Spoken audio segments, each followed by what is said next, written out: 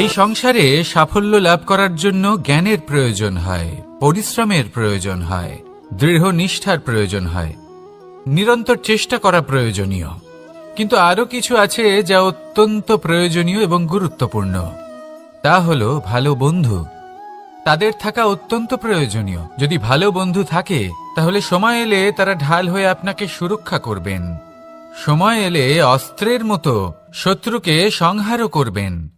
যদি তিনি জ্ঞানী হন, তাদের মধ্যে সদ্গুণ থাকে, তাহলে এই সব গুণ আপনার মধ্যেও প্রবেশ করবে। তাহলে সাফল্যের জন্য ভালো বন্ধু পাওয়া অত্যন্ত প্রয়োজনীয়। কিন্তু শুধু বন্ধু কেন, ভালো শত্রুও থাকা প্রয়োজনীয়। এবার আপনি ভাববেন, আমি কি বললাম? যদি আপনার জীবনেও ভালো অর্থাৎ শক্তিশালী শত্রু থাকে, তাহলে আপনিও শক্তিশালী হতে থাকবেন। এই শত্রু আপনাকে প্রেরিত করবে আরো বেশি শক্তিশালী হয়ে ওঠার। কখনো কোনো হরিণকে দেখুন, তীব্র গতিতে দৌড়তে থাকে। কেন তীব্র গতিতে দৌড়য়? এই কারণে নয় যে কোথাও তার জন্য মধুর ঘাস অপেক্ষা করে রয়েছে, না। সে এই কারণে তীব্র গতিতে দৌড়য় কারণ সেটা না করলে তার পেছনে একটি সিংহ আছে যে ওকে নিজের ভোজন করে ফেলবে। তাই জীবনে বিপদ, সংকট, এই সব কিছুও হলো অত্যন্ত গুরুত্বপূর্ণ। তার সম্মুখীন হতে শিখুন আর আমার সাথে ভালোবেসে বলুন, রাধা রাধা।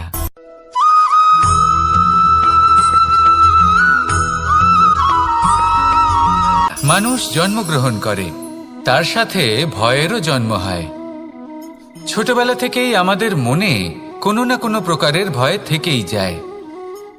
কেউ এই বিষয়ে ভয় পায় যে তার কোনো বস্তু তার থেকে দূরে চলে যাবে। কেউ এই বিষয়ে ভয় পায় যে আমি নিজেকে হারিয়ে ফেলব। কেউ এই ভেবে ভয় পায় যে আমার প্রিয়জনেরা তারা যেন আমার থেকে দূরে না চলে যায়। কেউ এই ভেবে ভয় পায় যে আমরা যেন পথ না হারিয়ে ফেলি, আদি ইত্যাদি। কিন্তু সত্যি কথা বলতে, ভেবে দেখুন এই ভয় বাস্তবে কি? শুধুই একটা মনস্থিতি, আর কিছুই নয়। যা কিছু আপনি জীবনে পেয়েছেন তা একদিন আপনাকে হারাতে হবে। এই জীবন হলো আপনারই, কিন্তু তাও একদিন সমাপ্ত হবে। তাই ভয় পেয়ে কি লাভ? এই ভয় শুধু আপনাকে জীবন যাপন করা থেকে বাধা দিচ্ছে, আর কিচ্ছু নয়। পথ হারিয়ে ফেললেই বুঝতে পারবেন যে নতুন পথ কিভাবে বানাতে হয়। কিছু মানুষকে জীবন থেকে হারালে তবেই আপনি বুঝবেন যে আপনার আপনজনকে। এই ভয়ের কারণে ভীত হয়ে থাকবেন না। এই তারা নক্ষত্র অন্ধকারের অভাবে গুরুত্ব হারায়। শিবকেও মহাদেব হওয়ার জন্য বিষপান করতে হয়েছিল। প্রত্যেক পরিস্থিতি, প্রত্যেক সাফল্য আপনার পরীক্ষা নেবে। তাতে উত্তীর্ণ হওয়া হলো আপনার কর্ম। যখনই আপনি ভয় পাবেন বা সংকটের সম্মুখীন হবেন, তখন সাহসের সাথে তার সম্মুখীন হন। মনে রাখবেন, যে সম্মুখীন হতে জানে, সাফল্য তার সাথে সবসময় থাকে। আসুন আর আমার সাথে ভালোবেসে বলুন, রাধা রাধা।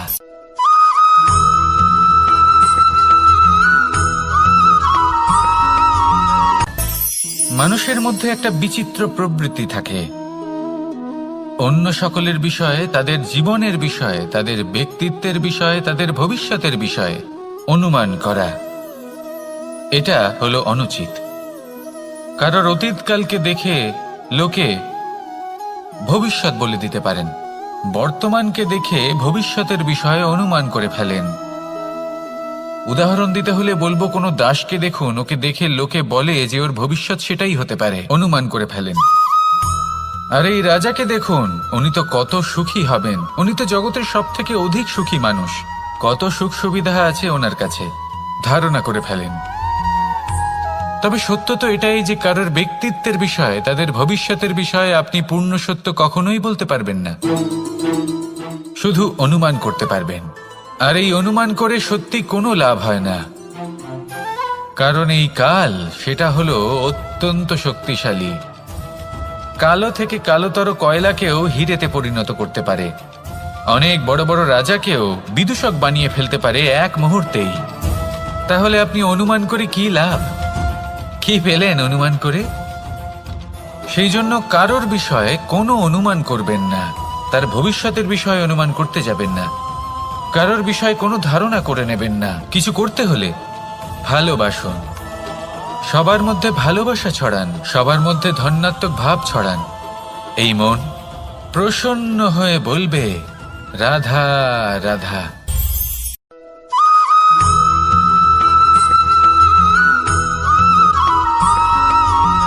এই সংসারে সবথেকে বেশি কোমল বস্তু হলো রেশম। এই রেশম এতটাই কোমল হয় যে এর পুরো একটা থান শুধুমাত্র একটা হাতে ধরা সম্ভব। কখনো ভেবে দেখেছেন এই রেশম কিভাবে হয়? একটি কীট তার লালার দ্বারা উৎপন্ন হয়। এই কীট সেই রেশমকে পাক দিতে থাকে, পাক দিতেই থাকে আর আস্তে আস্তে তার মধ্যেই জড়িয়ে পড়ে। শেষে ওর এই সুন্দর অমূল্য সৃষ্টি রেশমের এই সুতো তার নির্মাণ কার্য পূর্ণ হয়, কিন্তু তাতেই ও নিজে বন্দী হয়ে যায়। নিজেরই মায়াজালের এই বন্দী গৃহে নিজেই ফেঁসে যায়।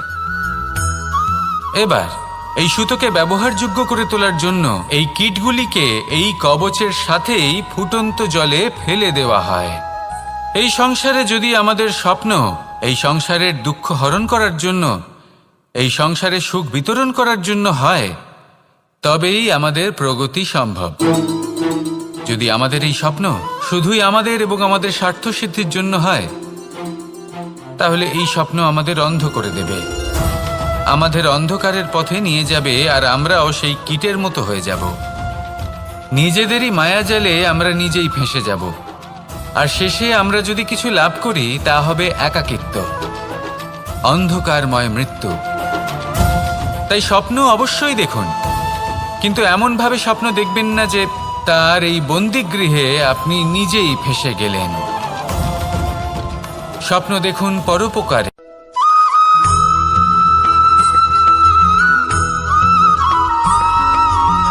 এই সংসারে প্রত্যেক মানুষ এটাই চান যে তিনি যেন ধনবান হন, আর্থিক অবস্থা তার ভালো থাকে, ওনার বাড়িতে লক্ষ্মীর আগমন হয়।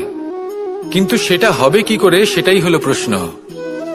কেউ বলেন যে যদি পরিশ্রম করো তাহলে ধন অর্জন সম্ভব, কেউ বলেন যে যদি বিদ্যা লাভ হয় তবেই ধন অর্জন সম্ভব, কেউ বলেন যে যদি বলশালী হও তবেই সম্পন্ন থাকবে। ভালো কথা, যদি তাই হয়ে থাকে তবে দিনমজুর সারা দিন পরিশ্রম করেন, তিনি কেন ধনী হন না? অনেকজন বিদ্বান মানুষ আছেন এই সংসারে, তারা কেন ধনবান হন না? অনেক সংখ্যক বলশালী ব্যক্তি আছেন, তাদের কাছে ধন নেই কেন? তাদের কেন ধনের অভাব হয়? আবার এমনও কিছু মানুষ আছেন যারা পরিশ্রম করেন, তারা দিনমজুর, কিন্তু তারা ধন অর্জন করতে পারেন। কিছু বিদ্বান ব্যক্তি আছেন যাদের কাছে অধিক মাত্রায় ধন রয়েছে, কয়েকজন বলশালী ব্যক্তি রয়েছেন যাদের কাছে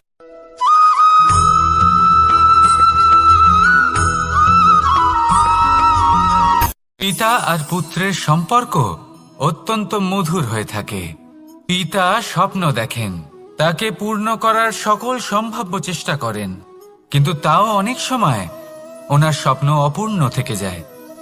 তখন পিতা ভাবেন যে স্বপ্ন উনি পূর্ণ করতে পারেননি, ওনার সন্তান তা অবশ্যই পূরণ করবে। যে স্থানে উনি কখনো পৌঁছতে পারেননি, সেই স্থানে ওনার পুত্র অবশ্যই পৌঁছবে। পিতা নিজের সন্তানের ভবিষ্যৎ নিয়ে সেই স্বপ্ন দেখেন, আর যখন সেই সন্তান সামনে এগোতে থাকে তখন তার দুঃখ হয় না, বরং গর্ব হয়। ওনার ভালো লাগে এটা দেখে যে ওনার সন্তান অনেক উন্নতি করছে। কিন্তু যখন সন্তান নিজের অভিভাবকের শক্তি দেখে, তার যশ দেখে হিংসা করতে থাকে, সমস্যা সেইখানেই শুরু হয়। সেই জন্য সকল সন্তানকে এটা মনে রাখতে হবে, দেখুন, পুত্র হবার সুবাদে, এক সন্তান হবার সুবাদে এটা হলো আপনার অধিকার যে আপনি আপনার পিতার থেকে বেশি উন্নতি করবেন। আপনার পিতাও এটাই চান, কিন্তু সুস্থভাবে এটা করুন। একটা রেখা টেনে নিন যাতে আপনি তাতে এগোতে পারেন আর আপনার পিতার তাতে গর্ববোধ হয়, আর সেই বিষয়ে দুঃখ না হয় যে আমার সন্তান আমাকেই ছোট করার চেষ্টা করছে। ইতিহাস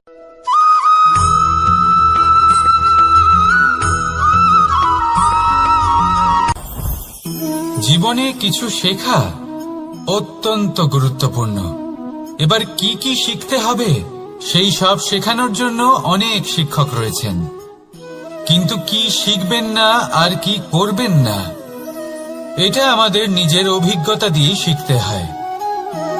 কিন্তু তার মানে এটা নয় যে যদি আপনাকে শিখতে হয় যে আগুনের তাপ কতটা, আপনাকে আগুনের মধ্যে হাত দিতে হবে। না, অন্য কারোর অভিজ্ঞতা দ্বারাও শিখতে পারেন। প্রশ্ন শুধুমাত্র একটাই যে আপনি কি শিখতে চান নাকি চান না। যদি আপনি এটাই ভাবেন যে আমি শুধুই নিজের অভিজ্ঞতা দ্বারাই শিখতে চাই, তাহলে জীবনকাল ছোট মনে হবে, অনেক কিছুই শিখতে পারবেন না। তাই নিজের সাথে সাথে বড়দের অভিজ্ঞতার দ্বারাও শেখা শুরু করে দিন। এই সংসারের অভিজ্ঞতা দ্বারা শিখতে শুরু করে দিন।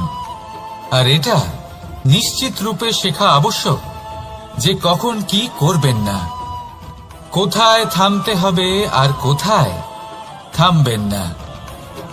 তাহলে আসুন আর আমার সাথে ভালোবেসে বলুন, রাধা রাধা।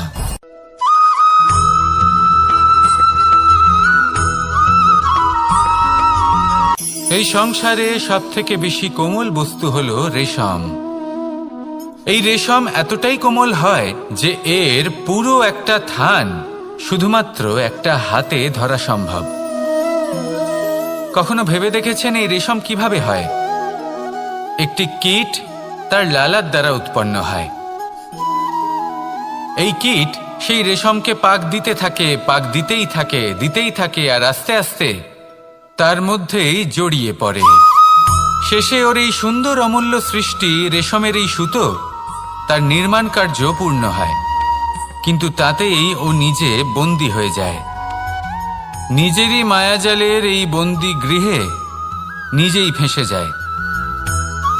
এবার এই সুতোকে ব্যবহারযোগ্য করে তোলার জন্য এই কীটগুলিকে এই কবচের সাথেই ফুটন্ত জলে ফেলে দেওয়া হয়। এই সংসারে যদি আমাদের স্বপ্ন এই সংসারের দুঃখ হরণ করার জন্য, এই সংসারে সুখ বিতরণ করার জন্য হয়, তবেই আমাদের প্রগতি সম্ভব।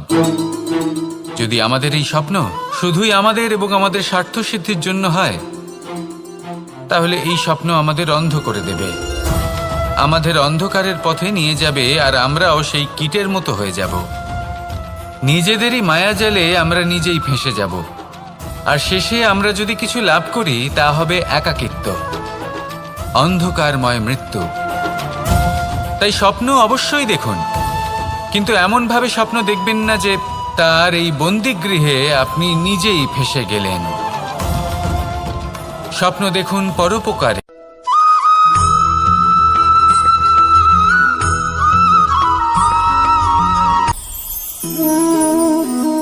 শক্তি এক অত্যন্ত বিচিত্র বস্তু, বা বলতে পারেন অনুভূতি। পিতা সবসময় চান যেন তিনি তার শক্তি পুত্রকে। আসুন আপনাকে সহজে বোঝাই। যদি আপনি সুপাত্র হন আর আপনাকে শক্তি দেওয়া হয়, তাহলে আপনি সেই শক্তির গুরুত্ব বুঝবেন, কোথায় সেই শক্তি প্রয়োগ করা উচিত সেটা বুঝবেন। আর এটা যেহেতু অর্জন করা শক্তি হবে, সেই শক্তির অপব্যবহার হবে না। কিন্তু যদি এই আপনি কুপাত্র হন আর যদি আপনাকে এই শক্তি দেওয়া হয়, তাহলে কি হবে? দেখতে গেলে এই শক্তি আপনি দান হিসেবে পেয়েছেন, তাই না আপনি এই শক্তির গুরুত্ব বুঝবেন আর না এর প্রয়োগ আপনি জানবেন। তার অপব্যবহার হওয়া সুনিশ্চিত। তাই যদি আপনি কোনো শক্তি অর্জন করতে চান, তাহলে আগে তার যোগ্য হয়ে উঠুন, পুত্র নয় পাত্র হয়ে উঠুন। আর আমার সাথে ভালোবেসে বলুন, রাধা রাধা।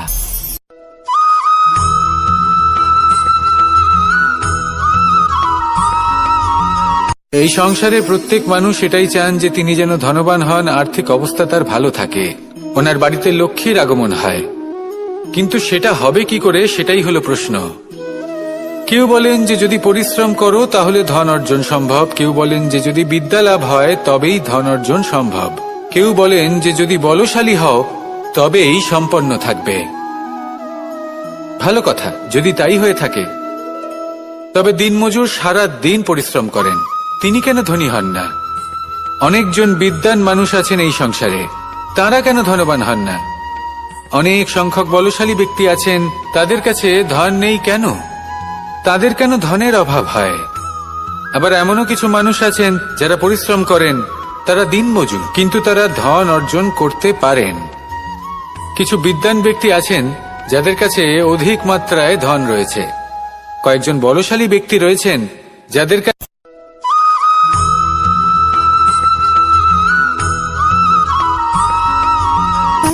সুখ, দুঃখ এবং শক্তি, এই তিন হলো এই সংসারের ত্রিদেবের মতো।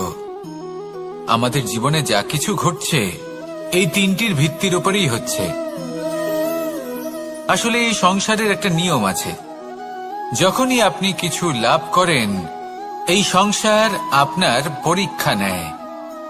এটা জানার জন্য আপনার পরীক্ষা নেয় যে আপনি যা কিছুই লাভ করেছেন আপনি কি আদৌ সেটার যোগ্য কিনা। ঠিক সেইভাবেই এই সুখ, দুঃখ এবং শক্তি আপনার পরীক্ষা নিয়ে থাকে। যখন সুখ আসে তখন সে আপনার পরীক্ষা নেয় যে আপনার মধ্যে অহংবোধ জাগ্রত হয়নি তো।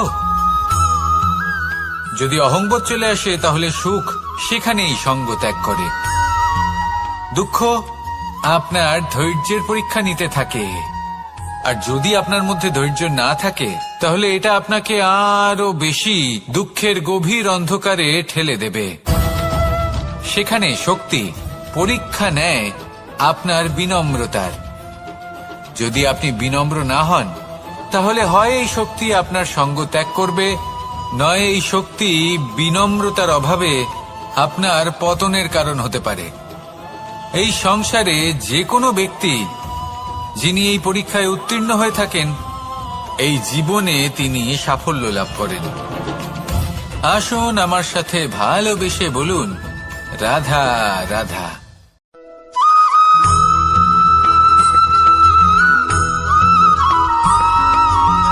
পঞ্চতত্ত্বের মধ্যে দ্বিতীয় তত্ত্ব হল ধরণী, ভূমি, যাকে আমরা ধরণী মাতা বলি।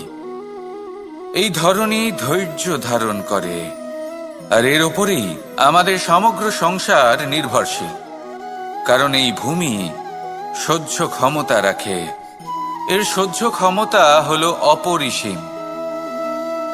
সন্তান যতই আঘাত প্রদান করুক না কেন প্রেম পূর্বক সহ্য করে, আর তার বদলে অমূল্য রত্ন প্রদান করে। সন্তান যদি হাল চালায় তাহলে তার বদলে তাকে অন্ন প্রদান করে। এটাই হলো ধরণী। এবার এর থেকে আমরা কি শিক্ষা পেতে পারি? এটাই যে কারোর জন্য কিছু করা বা কাউকে কিছু দেওয়া মনে কোনো কামনা ছাড়াই। আর এই কথাটা বুঝে যান, যদি কারোর জন্য কামনা না রেখে বা কোনো পাওয়ার আশা না রেখে কারোর জন্য কিছু করেন বা কারোকে কিছু দেন, যদি এটা আপনি শিখতে পারেন তবে আপনি ভালোবাসতে শিখে গেছেন। আর সেই জন্যই এই ধরিত্রীকে মাতা বলা হয়। কারণ মাতা শুধু উনি নন যিনি গর্ভে সন্তানকে ধারণ করেন, মাতা তো উনিও যিনি জীবন বাঁচতে শেখান, যিনি জীবন বাঁচার উদাহরণ প্রদান করেন। তাহলে ধরণীর থেকে এই নিঃস্বার্থ ভাব শিখুন, নিঃস্বার্থ ভালোবাসা শিখুন, আর এই ভালোবাসার সাথেই বলুন, রাধা রাধা।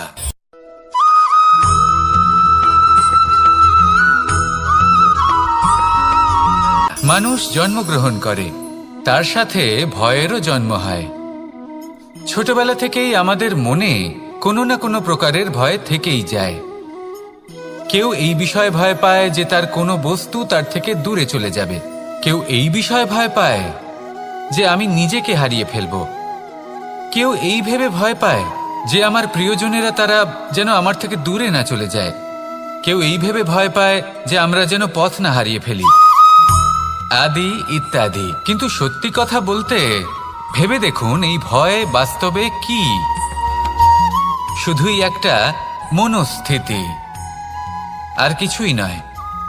যা কিছু আপনি জীবনে পেয়েছেন তা একদিন আপনাকে হারাতে হবে। এই জীবন হলো আপনারই, কিন্তু তাও একদিন সমাপ্ত হবে। তাই ভয় পেয়ে কি লাভ? এই ভয় শুধু আপনাকে জীবন যাপন করা থেকে বাধা দিচ্ছে, আর কিচ্ছু নয়। পথ হারিয়ে ফেললেই বুঝতে পারবেন যে নতুন পথ কিভাবে বানাতে হয়। কিছু মানুষকে জীবন থেকে হারালে তবেই আপনি বুঝবেন যে আপনার আপনজনকে। এই ভয়ের কারণে ভীত হয়ে থাকবেন না। এই তারা নক্ষত্র অন্ধকারের অভাবে গুরুত্ব হারায়। শিবকেও মহাদেব হওয়ার জন্য বিষপান করতে হয়েছিল। প্রত্যেক পরিস্থিতি, প্রত্যেক সাফল্য আপনার পরীক্ষা নেবে, তাতে উত্তীর্ণ হওয়া হলো আপনার কর্ম। যখনই আপনি ভয় পাবেন বা সংকটের সম্মুখীন হবেন, তখন সাহসের সাথে তার সম্মুখীন হন। মনে রাখবেন, যে সম্মুখীন হতে জানে সাফল্য তার সাথে সবসময় থাকে। আসুন আর আমার সাথে ভালোবেসে বলুন, রাধা রাধা।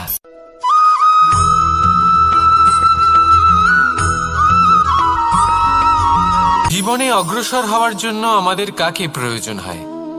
মাতা পিতা, বন্ধু, প্রেম, সাহায্য, অর্থ, পরিশ্রম, আশা।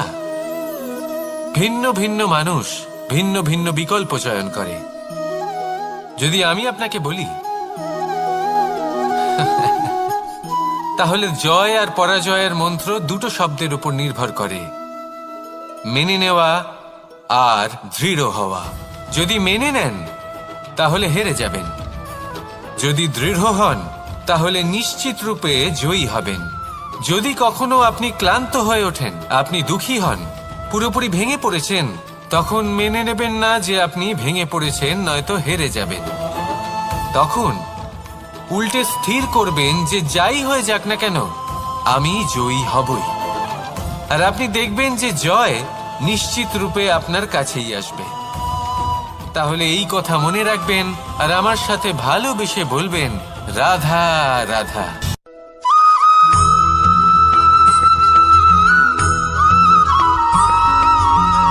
এই সংসারে কোনো বস্তু হোক বা ব্যক্তি হোক, তার একার গুরুত্ব কিন্তু খুব বেশি নয়।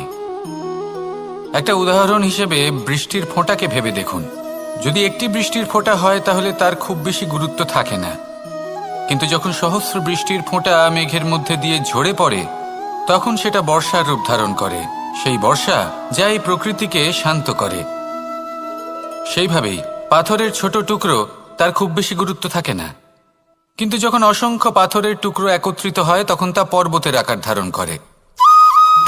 সেইভাবেই কিছু মানুষ যখন একত্রিত হন তখন তৈরি হয় পরিবার, কিছু পরিবার যখন একত্রিত হয় তখন তৈরি হয় সমাজ, যখন অনেক সংখ্যক সমাজ একত্রিত হয় তখন তৈরি হয় রাজ্য।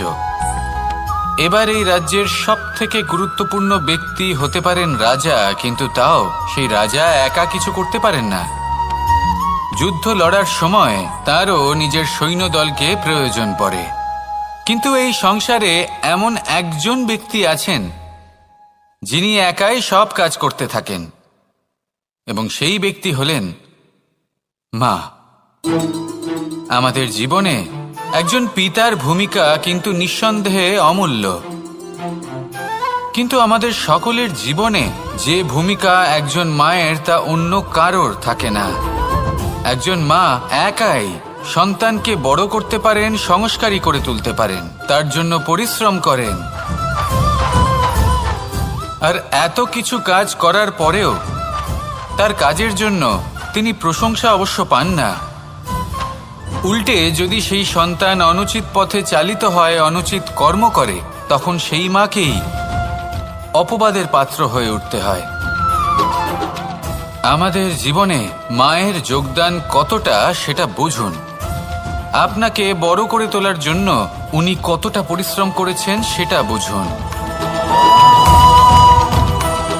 আজ থেকে, এখন থেকে, এই মুহূর্ত থেকে মাকে সম্মান করতে শিখুন। যখন সময় পাবেন, যখন সুযোগ হবে, তখন তার প্রশংসা করুন, ওনারও ভালো লাগবে। আর মায়ের এই মমতার জন্য, তার এই ভূমিকার জন্য আসুন সবাই মিলে আমরা তাকে প্রণাম করি,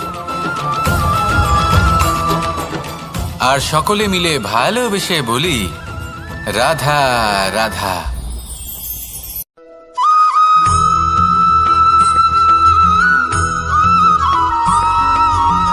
এই সংসারের সবথেকে গুরুত্বপূর্ণ তত্ত্ব কোনটা? প্রথম হলো সময়। জন্ম থেকে মৃত্যু পর্যন্ত এই যে সময়, এটাই তো হলো জীবন। দ্বিতীয় হলো জীবন, যাতে আমরা সময়ের সদ্ব্যবহার করি, শ্রেষ্ঠ থেকে শ্রেষ্ঠতর কাজ করার চেষ্টা করি, বহু বছরের এই পরম্পরা, এই সংস্কৃতিকে এগিয়ে নিয়ে যাওয়ার চেষ্টা করি, এই সংসারে আমরা অংশগ্রহণ করতে চেষ্টা করি। তৃতীয় হলো ধন, সেই ধন যা প্রত্যেক ব্যক্তি অর্জন করতে চেষ্টা করেন। এবার এই তিনটি তত্ত্বের মধ্যে একটা সামঞ্জস্য আছে, সমান ব্যাপার আছে, সে ধনই হোক বা সময় হোক বা হোক জীবন। আর সেই সমান ব্যাপার হলো যে যদি আপনি এটা গণনা করতে থাকেন তাহলে তা কমতে থাকে, যদি আপনি এটা ব্যবহার করেন তাহলে তা বাড়তে থাকে। একে সংগঠিত করে রাখতে চেষ্টা করলে এ হাত থেকে ফসকে যায়, কিন্তু যদি আপনি একে সামলে রাখতে শিখে যান তাহলে এমন কাজ করবেন যাতে সংসারের সাথে সাথে পরবর্তী প্রজন্ম লাভবান হবে। যদি কিছু শিখতে চান তাহলে সামলাতে শিখুন, গণনা করা বা সংগঠিত করা নয়। আসুন আর আমার সাথে ভালোবেসে বলুন, রাধা রাধা।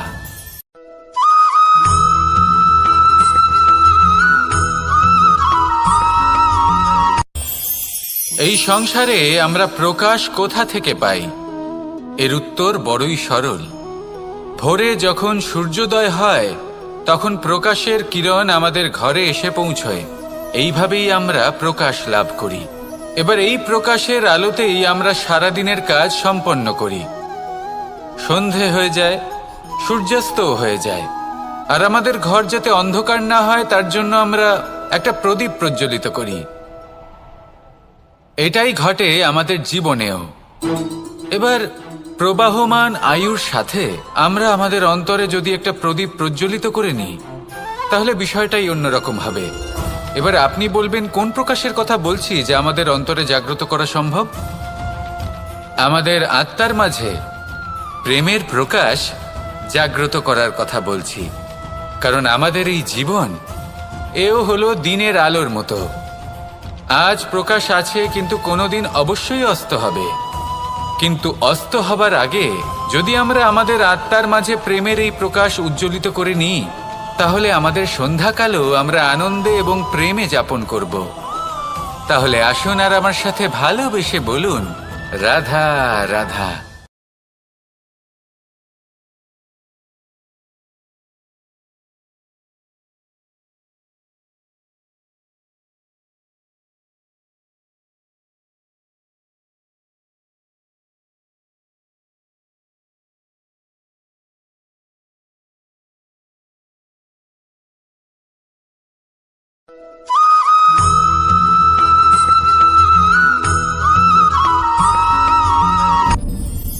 আপনি কি কখনো কোনো জলের ধারা দেখেছেন? তার সামনে যতই মাটি থাকুক না কেন, যতই কাদা থাকুক না কেন, যখন এই জলের ধারা বইতে আরম্ভ করে দেয় তাহলে নিজের মনের, নিজের ভাবনার, নিজের জীবনের যত অনাবশ্যক তত্ত্ব আছে, অনুপযোগী অংশ রয়েছে, অর্থাৎ অপরিষ্কার অংশ রয়েছে, তা নিজে থেকেই নির্মল হয়ে উঠবে। আর যেরকম জলের ধারা কখনো থেমে থাকে না, সব সময় বয়ে চলে, সেইভাবে আপনিও কখনোই থামবেন না। সবসময় বয়ে চলুন, এগোতে থাকুন। পথে যদি অনেক বিপদ আসে, সমস্যা আসে, থামবেন না, তার উপর নিরন্তর প্রহার করুন, নিরন্তর প্রয়াস করুন আর অগ্রসর হন।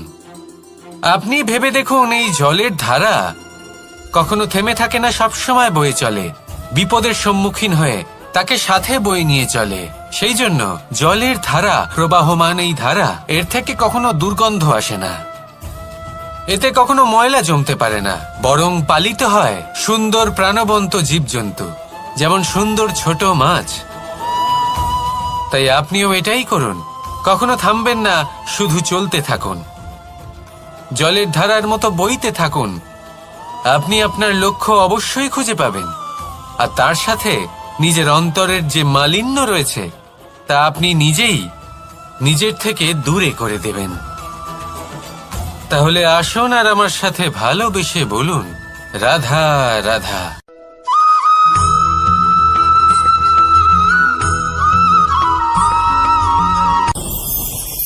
ভয়ের সাথে আমরা সবাই পরিচিত, কষ্টও আমরা সবাই পেয়েছি। কখনো কখনো আমরা অসুস্থ হয়ে পড়ি, আর এমন সময় হলে মাতার মমতা, কখনো বাবার স্নেহ, কখনো বন্ধুদের পাশে থাকার অনুভূতি আমাদের রোগ নিরাময়ে সাহায্য করে। কখনো যদি আমরা নিরাশ হয়ে পড়ি, তখন যদি আমাদের কোনো আপনজন আমাদের দুটো ভালো কথা বলে, তখন আমাদের মনোবল বেড়ে যায়। ঠিক তেমন সংসারের এই রঙ্গমঞ্চে যদি আপনি পীড়িত অনুভব করেন, কিছু শুভ কথা আলোচনা করুন, কিছু স্তুতি গান করুন, কিছু মুহূর্তের জন্য হলেও নিজের ইষ্টদেবের কথা স্মরণ করুন আর প্রার্থনা করুন। সাহস বাড়বে, শক্তিও বৃদ্ধি পাবে এবং সামনে এগিয়ে চলার পথও দেখতে পাবেন। তখন এই মন প্রসন্ন হয়ে বলবে, রাধা রাধা।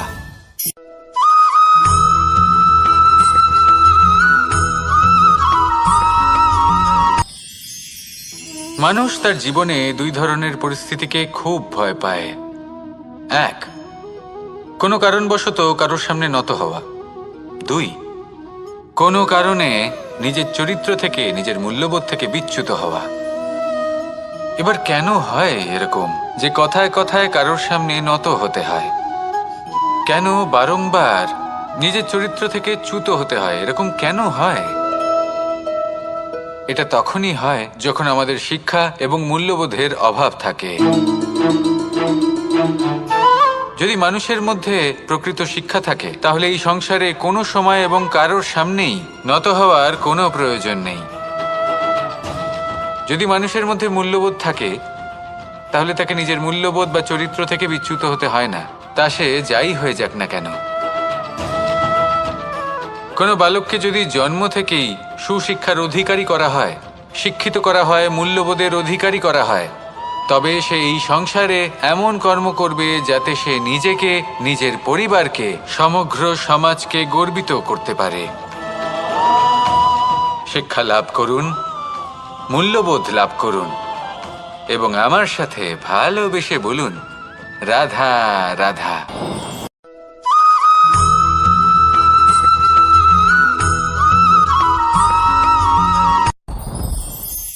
সাথী। সাথী এই শব্দটির ব্যাখ্যা কে কিভাবে করে? মিত্র, সখা, বন্ধু। কিন্তু অর্থ একটাই, তিনি যিনি আপনার সঙ্গী হন আর তিনি যার সাথী আপনি হন।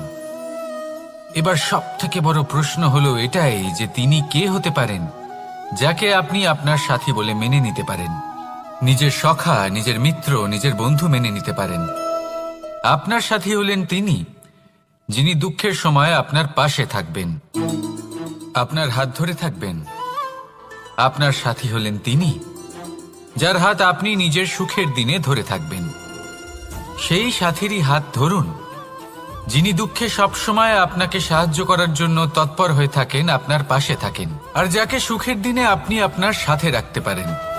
আর যখন আপনার সাথে আপনার এই সাথী থাকবে, তখন আপনি এটা বুঝবেন যে যখন জীবনে দুঃখ আসে, তখন এই দুঃখ কমে যায়, সবার মধ্যে ভাগ হয়ে যায়। আর যদি তখন সুখ আসে, তাহলে সেটা সবার উপস্থিতিতে আরো বেড়ে যায়।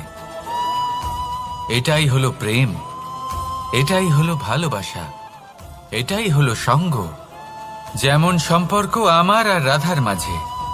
তাহলে আসুন আর আমার সাথে ভালোবেসে বলুন, রাধা রাধা।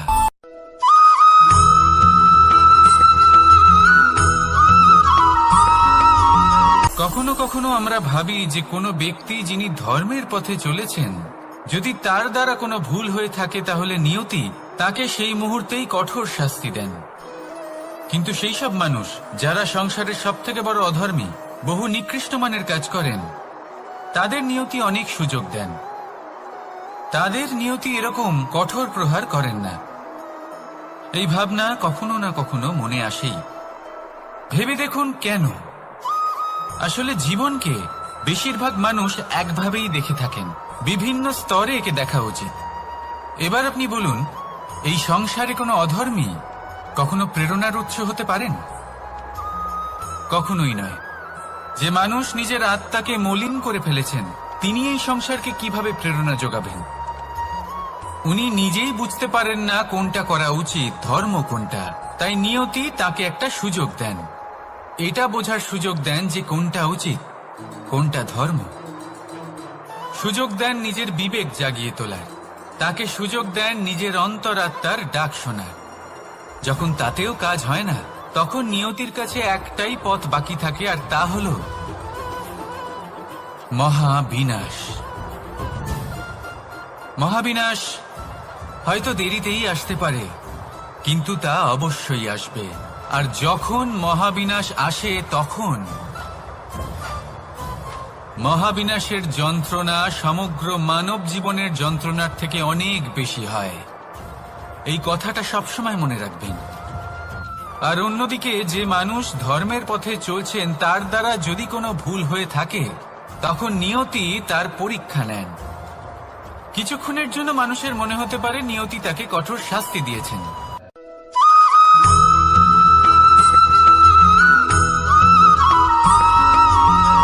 মানুষের মানসিকতা এমন হয় যে সে যতটা করে আশা করে যে তার থেকে অনেক বেশি তার বদলে সে পাবে। দেখুন, সবকিছুই আপনার ভাবনা চিন্তার উপর নির্ভর করছে। আপনি যদি ফলের বিষয়ে ভেবে কর্ম করতে থাকেন, তাহলে সেটা অনুচিত। জীবনের আসল আনন্দ হল নিজের কর্ম করতে থাকা, ফলের চিন্তা করা উচিত নয়। যদি আপনি এরকম ভাবেন যে আমি এতটা করছি, আমার এতটা পাওয়া উচিত, সেই ভাবনা অনুচিত। যদি আপনি সেবার মানসিকতা নিয়ে কর্ম করতে থাকেন, কর্মচক্রে প্রবাহিত হন, যদি আপনি এমন ভাবনা রাখেন যে আমি এতটা পাচ্ছি, তাই এর থেকে অনেক বেশি আমি কর্ম করব, তাহলে নিশ্চিতরূপে আপনি যতটা করছেন তার থেকে অনেক বেশি আপনি পাবেন। আপনার আশার থেকে অনেক বেশি আপনি পাবেন। শুধু জীবনে অনেক বেশি কাজ করতে থাকুন, ফলের চিন্তা করবেন না। আর মনে রাখবেন, এই ভাবনাই সব থেকে বড় বীজ। কর্মের উপর বিশ্বাস রাখুন।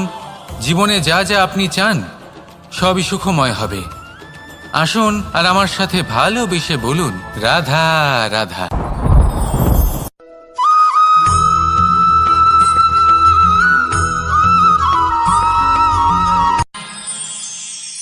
আমরা সবাই সূর্যকে সম্মান কেন করি? কারণ আমরা জানি যে সন্ধেবেলা যখন সূর্যাস্ত হবে, তখন শুধুমাত্র অন্ধকার বাকি থাকবে। ঠিক কিছুটা এরকমই হয় আমাদের মাতা পিতাও, যিনি আমাদের জন্ম দেন, আমাদের ভরণ পোষণ করেন, আমাদের বড় করেন, আমাদের প্রেম প্রদান করেন। কখনো কখনো তাদের মুখ থেকে কটু কথা নিঃসৃত হয়, আমাদের দুঃখ হয়, কিন্তু তখন আমাদের এটা বোঝা উচিত এগুলি নিঃসৃত হচ্ছে আমাদেরই মঙ্গলের জন্য। যেমন সূর্যদেব, উনিও উত্তাপ দিয়ে থাকেন আমাদেরই মঙ্গলের জন্য, যাতে ফসল পাকতে পারে, যাতে জল বাষ্প হয়ে মেঘ হতে পারে, বৃষ্টি হতে পারে, আর এই সংসারে নিরন্তর জলের প্রবাহ থাকে। আমাদের মাতা পিতা, তাদের কঠোর আচরণ, তাদের কঠোর অনুশাসনের পেছনে লুকিয়ে থাকে ওনাদের ভালোবাসা। আমাদের তা বুঝতে হবে, সসম্মানে ওনাদের গ্রহণ করতে হবে। কারণ ঠিক সূর্যাস্তের পরে যেমন চতুর্দিক অন্ধকারচ্ছন্ন হয়ে যায়, তেমনি আমাদের জীবন থেকে যখন আমাদের মাতা পিতা চলে যায়, তখন আমাদের জীবনেও শুধু এবং শুধুমাত্র অন্ধকারই ছেয়ে থাকে। সেই জন্য নিজের মাতা পিতাকে সম্মান করুন, ওনাদের ভালোবাসা প্রদান করুন। এই মন আর এই জীবন প্রসন্ন হয়ে বলবে, রাধা রাধা।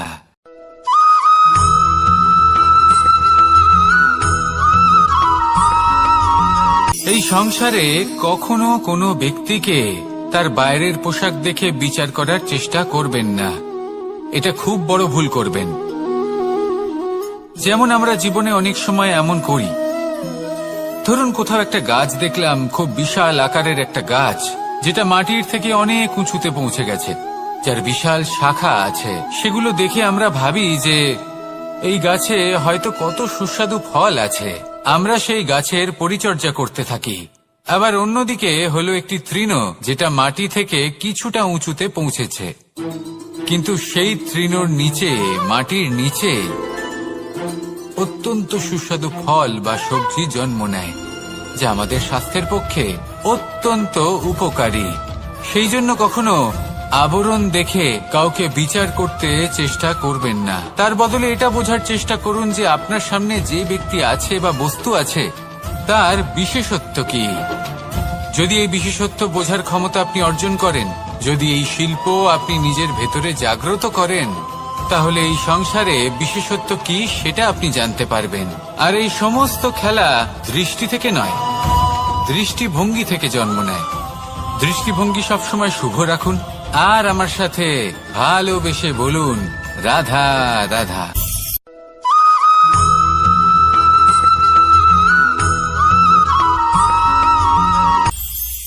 এটা হলো ধান গাছ। এর থেকে যে চাল উৎপন্ন হয় তা মানুষ গ্রহণ করেন। আর এটা কি? এ হলো জংলি ঘাস। একবার ভেবে দেখুন, যদি এই জংলি ঘাস ধান গাছের আশেপাশে থাকে তাহলে কি হবে? ধান উৎপন্ন হতে পারবে? তা উৎকৃষ্ট হতে পারবে? আমরা কি তা গ্রহণ করতে পারবো? কখনোই নয়। এই জংলি ঘাস ধানকে নষ্ট করে দেবে, কিন্তু নিজে জীবিত থাকবে। এটাই হলো আজকের শিক্ষা। এই সংসারে যদি আপনি নীতির পথে চলতে চান, উচিত কর্ম করতে চান, সংসারকে সেবা করতে চান, তাহলে জংলি ঘাসের মতো ব্যক্তিদের থেকে সবসময় দূরে থাকতে হবে। সেই ব্যক্তি যারা দুর্নীতি এবং মিথ্যা দ্বারা পরিপূর্ণ, যাদের ব্যবহার অশুভ, যাদের অনেক অশুভ গুণ রয়েছে, তারা সঠিক নয়। সেই সকল ব্যক্তি যাদের চরিত্র অত্যন্ত দুষ্ট হয়, তারা হয় শুভ চরিত্রের ব্যক্তিকে একদম নষ্ট করে দেয়, নয় নিজের মতো বানিয়ে তোলে। তাই যদি আপনি নীতির পথে চলতে চান, এই সংসারের জন্য শুভ কর্ম করতে চান, তাহলে সেই সঙ্গ লাভ করুন যে সঙ্গ জ্ঞানে পরিপূর্ণ, যাদের মধ্যে অনেক গুণ আছে, যাদের থেকে প্রতিদিন কিছু শিখতে পারবেন। এমন ব্যক্তির সাথে জীবন অতিবাহিত করুন। দুরাচারীদের থেকে দূরে থাকুন। তবেই এই মন প্রসন্ন হয়ে বলবে, রাধা রাধা।